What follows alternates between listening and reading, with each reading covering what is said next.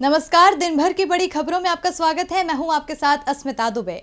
इस बुलेटिन में आज बात होगी कृषि विधेयक पर अन्नदाताओं के आंदोलन की, पश्चिम बंगाल में जेपी नड्डा के दौरे और टीएमसी के जवाब की। जानेंगे कि राजस्थान पंचायत चुनावों में क्या रहा दिग्गजों के गढ़ का हाल।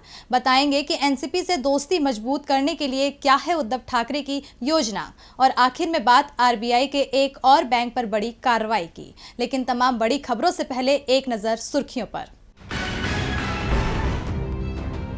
आत्मनिर्भर भारत रोजगार योजना को केंद्रीय मंत्रिमंडल ने दी मंजूरी। कर्मचारी और रोजगार देने वाले दोनों को मिलेगा प्रोत्साहन। योजना में 22,810 करोड़ रुपए के खर्च को दी गई है मंजूरी।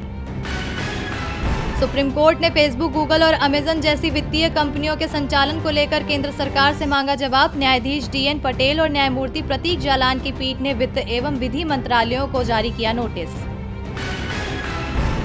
9 राज्यों ने एक देश एक राशन कार्ड प्रणाली को किया लागू। योजना में राशन कार्ड धारक कहीं भी ले सकता है अनाज। स्वास्थ्य मुसीबत के दौर में इस प्रणाली की महसूस की गई थी जरूरत। सेंसेक्स निफ्टी नई ऊंचाई पर हुए बंद। सेंसेक्स 492 अंकों की तेजी के साथ 46,130 पर और निफ्टी 136 अंकों की तेजी के साथ 13,529 पर हुआ बंद। सुर्खियों के बाद बात आज की सबसे बड़ी खबर की। कृषि कानून के खिलाफ अन्नदाताओं के आगे अब सरकार झुकती दिखाई दे रही है। सरकार ने आज अन्नदाताओं को बिल में संशोधन के लेकर लिखित आश्वासन दिया है। सरकार की ओर से क्या दिए गए हैं आश्वासन और क्या है अन्नदाताओं का जवाब, देखिए हमारी इस रिपोर्ट में। अन्नदाताओं के आंदोलन के आगे सरकार झुकती दिख रही है। वैसे सरकार ने ये तो साफ कर दिया है कि वो कानून वापस नहीं लेगी, लेकिन किसानों की आपत्तियों पर इसमें संशोधन जरूर करेंगे। सरकार ने प्रस्ताव लिखित में अन्नदाताओं को दिया, लेकिन अन्नदाताओं ने सरकार के प्रस्ताव को ठुकरा दिया। अन्नदाताओं ने साफ कर दिया कि उन्हें सरकार का कोई प्रस्ताव मंजूर नहीं है। कृषि कानून पूरी तरह से वापस लिया जाए और एमएसपी पर गारंटी का कानून बनाया जाए। यानी साफ है कि अन्नदाता अपनी मांग पर अड़ गए हैं। शिव कुमार ने कहा कि हमें यह कानून पूरी तरह से रद्द कराना है। सरकार जब तक अध्यादेश रद्द नहीं करेगी तब तक आंदोलन तेज किया जाएगा। 12 तारीख को देश में सड़कों को जाम किया जाएगा, टोल प्लाजा को फ्री किया जाएगा, दिल्ली जयपुर हाईवे को पूरी तरह से जाम किया जाएगा। 14 तारीख को पूरे देश में धरना प्रदर्शन शुरू होगा। इसके साथ ही अंबानी और अडानी का बहिष्कार किया जाएगा। इन कंपनियों के ऑफिसों का घेराव किया जाएगा। इस बीच अन्नदाताओं के समर्थन में विपक्षी दलों का एक प्रतिनिधिमंडल राहुल गांधी के नेतृत्व में राष्ट्रपति से मिला। विपक्षी नेताओं ने राष्ट्रपति से मोदी सरकार की शिकायत करते हुए कहा कि सरकार पूरी तरह से मनमानी कर रही है। दिल्ली में अन्नदाताओं के दबाव में सरकार दिखाई दे रही है। वो कानून में बदलाव को तैयार भी हो गई है। वहीं बीजेपी की नजर बंगाल पर भी टिकी है। बीजेपी बंगाल की सत्ता में बदलाव चाहती है और आज बीजेपी के राष्ट्रीय अध्यक्ष जेपी नड्डा कोलकाता पहुंचे हैं। नड्डा यहां 2 दिन रहेंगे। नड्डा के बंगाल पहुंचने का क्या पड़ेगा असर, देखिए इस रिपोर्ट में। पश्चिम बंगाल में विधानसभा चुनाव से पहले राज्य में राजनीतिक हलचल तेज हो चुकी है। ममता बनर्जी अभी 3 दिन की बंगाल यात्रा पूरी कर चुनाव के आगे की रणनीति बनाने में जुटी हैं, तो बीजेपी के अध्यक्ष जेपी नड्डा ने आज कोलकाता में दस्तक दे दी। नड्डा के निशाने पर ममता बनर्जी का चुनाव क्षेत्र भवानीपुर और उनके भतीजे अभिषेक मुखर्जी के संसदीय क्षेत्र डायमंड हार्बर है और नड्डा दोनों दिन इन्हीं क्षेत्रों में तमाम कार्यक्रमों में शामिल होंगे। नड्डा ने सबसे पहले कोलकाता में बीजेपी के चुनावी कार्यालय समेत 9 कार्यालयों का वर्चुअल माध्यम से उद्घाटन किया और फिर ममता बनर्जी को अपने निशाने पर ले लिया। नड्डा ने कहा कि ममता बनर्जी असहिष्णुता का दूसरा नाम है। बीजेपी कार्यालय से चलती है जबकि दूसरी पार्टियां घरों से चलती हैं। दूसरे दलों के लिए परिवार ही पार्टी है। टीएमसी भी इससे अलग नहीं है, वो भी परिवार की पार्टी बन गई है, लेकिन भाजपा के लिए पार्टी ही परिवार है। लोकसभा चुनावों में हमारा वोट शेयर और सीटें दोनों बड़ी है। 2021 के विधानसभा चुनावों में बीजेपी को राज्य में 200 से ज्यादा सीटें मिलेंगी। नड्डा कोलकाता में टीएमसी को घेरने में लगे हैं, तो दूसरी ओर ममता बनर्जी भी बीजेपी को घेरने का मौका नहीं छोड़ रही हैं। ममता ने एक बार फिर बंगाली अस्मिता का मुद्दा उठाते हुए बीजेपी को बाहरी पार्टी बताया है। ममता का इशारा जेपी नड्डा पर था, जो कि हिमाचल से आते हैं। इसके साथ ही ममता ने बीजेपी पर बड़ा आरोप लगाते हुए कहा है कि वह अपने ही लोगों को मारकर उसका दोषी टीएमसी और राज्य प्रशासन पर लगा रही है। बंगाल की जनता इसे स्वीकार नहीं करेगी। विधानसभा चुनावों में अभी 6 महीने का वक्त है। ऐसे में पश्चिम बंगाल में गर्मा गर्मी का ये दौर अभी बना रहेगा।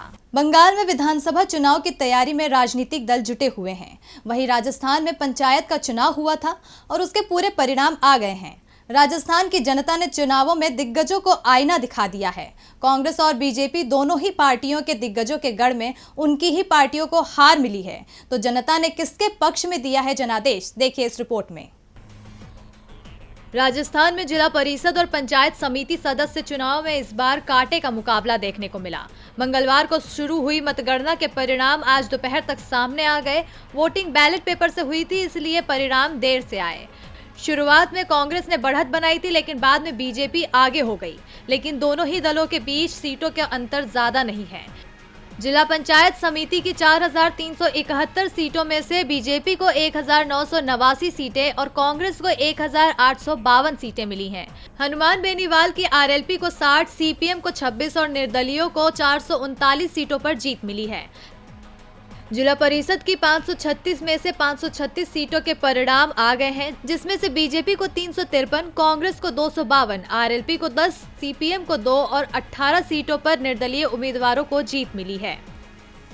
चुनाव में कई महारथी अपने ही गढ़ में पार्टी को नहीं जिता पाए। 21 जिला प्रमुखों के लिए चुनाव में 14 बार बीजेपी और 5 बार कांग्रेस को जीत मिली है, जबकि एक बार भारतीय ट्राइबल पार्टी ने कब्जा जमाया है।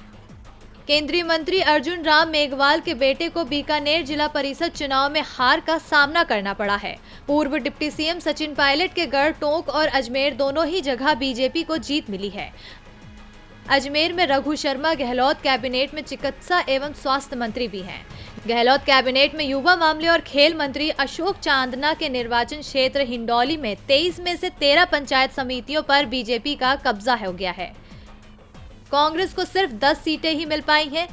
प्रदेश कांग्रेस के नए चीफ गोविंद सिंह डोटासरा के निर्वाचन क्षेत्र लक्ष्मणगढ़ में कांग्रेस 25 में से केवल 11 सीटें जीत पाई, जबकि बीजेपी ने 13 सीट जीत ली है।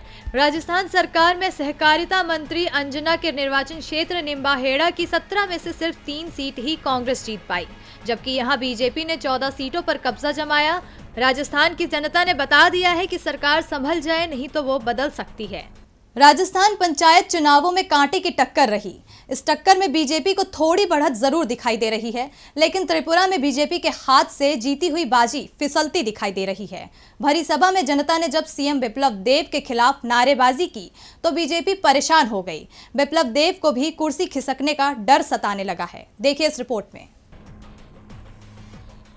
क्या जनता बिप्लब देब को नहीं करती पसंद? क्या जनता चाहती है त्रिपुरा में सत्ता परिवर्तन? यह सवाल सीएम के उस बयान के बाद उठे हैं जिनमें उन्होंने कहा है कि लोगों से पूछेंगे कि उन्हें मुख्यमंत्री रहना चाहिए या नहीं।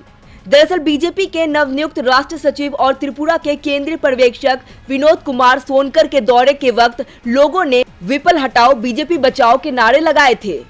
अब इस पर विपल देव की प्रतिक्रिया आई है। उन्होंने प्रेस कॉन्फ्रेंस कर कहा कि वो 13 दिसंबर को विवेकानंद मैदान जाएंगे और त्रिपुरा के लोगों से पूछेंगे कि उन्हें मुख्यमंत्री रहना चाहिए कि नहीं। उन्होंने कहा कि अगर जनता मेरा समर्थन नहीं करती है तो मैं पार्टी आलाकमान को इसके बारे में सूचित करूंगा। मेरी जनता से अपील है कि वो 13 दिसंबर को विवेकानंद मैदान पहुंचे। जनता का निर्णय मेरे लिए अंतिम होगा।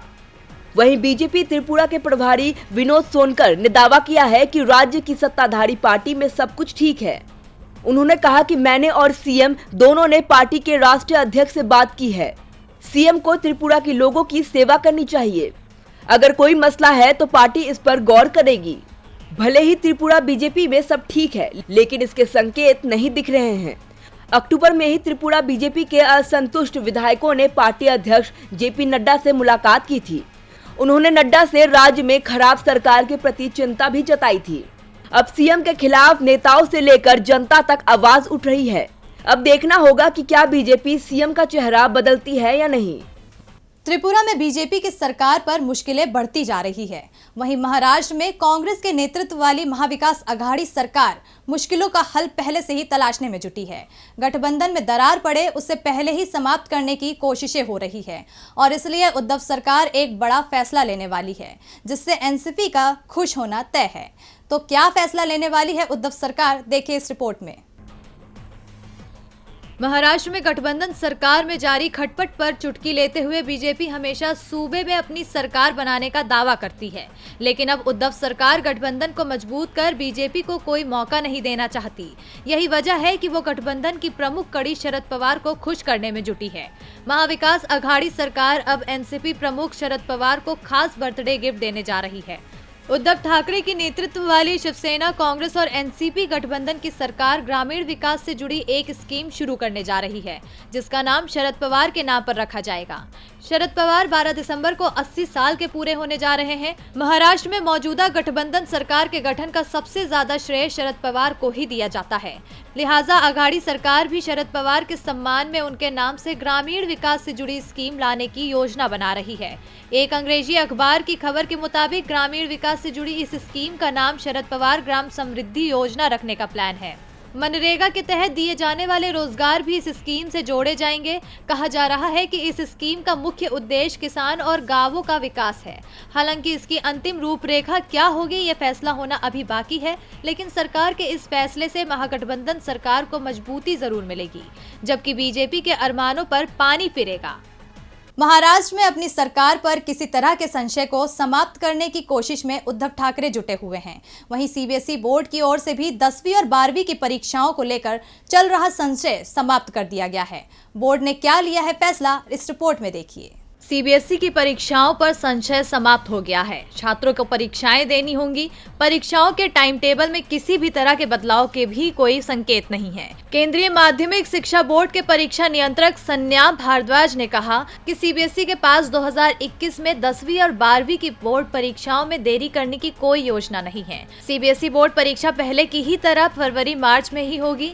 सीबीएसई अधिकारी का ये बयान उस खबर के कुछ दिन बाद आया है जिसमें कहा गया था कि इस बार भी बोर्ड की परीक्षा ऑनलाइन ना होकर लिखित होगी। साथ ही उन्होंने कहा कि सीबीएसई के लिए ऑफलाइन मोड 2021 की बोर्ड परीक्षा आयोजित करना कठिन नहीं होगा। उन्होंने कहा कि महामारी के बीच बोर्ड ने सफलतापूर्वक कंपार्टमेंट परीक्षाएं पूरी करवाई है। इसी आधार पर हम महामारी के बीच ऑफलाइन माध्यम से परीक्षा करवाएंगे। ये भी कहा गया है कि छात्रों को 2020 की तुलना में 2021 में महामारी और लॉकडाउन के कारण कक्षाओं में हुए नुकसान की वजह से पेपर के बीच में अधिक दिन का समय मिलेगा।